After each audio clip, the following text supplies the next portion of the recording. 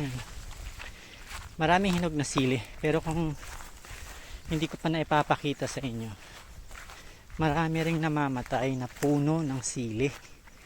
At syempre, sayang yung bunga. Kagaya niya, napakaraming bunga, oh. Pero namamatay yung puno mismo, so damay lahat. Ayan, ito halimbawa, oh, patay na. Sayang na yung bunga, hindi napitas. Ito din, natuyo na, patay na. Pa isa-isa silang namamatay. Isa, ito pa. Ayan, patay na rin. Hindi ko nakuha yung bunga. Ito, ilang araw na to, hindi na to mapapakinabangan. Hindi ko na mabebenta yung bunga niyan. Patay. Ito rin. Ito, patay.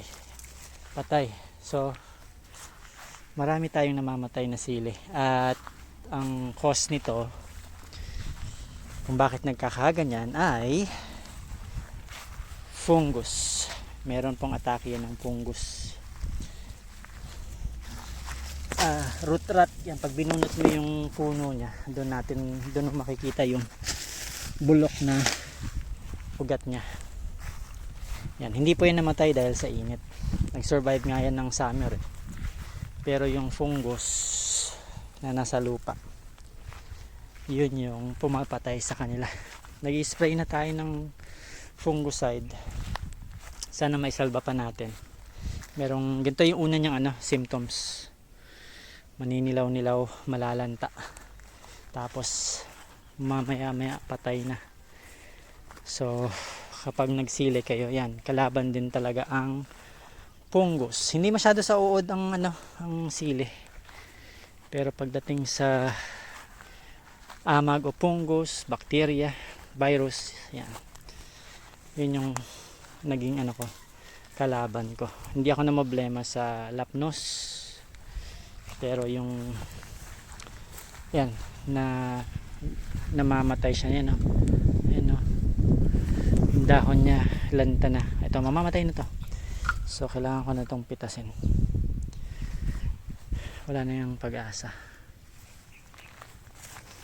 Sayang. Sana may salba pa.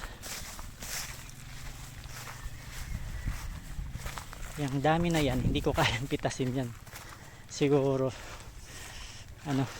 aabot to ng mga, kung pipitasin lahat, 50 kilos or more.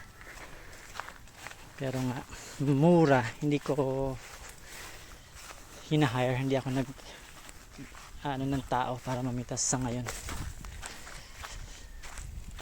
Okay, so yan yung ating sili na nagkakasakit. Tapos yung mga kumpirmadong patay na, yan, ito kinuha ko na at pwede pang maisalba.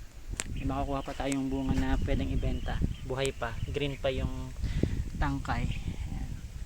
Pwede pa natin siyang bigay sa buyer at ibenta. Okay, so yan ang ating siling labuyo na nagkakasakit.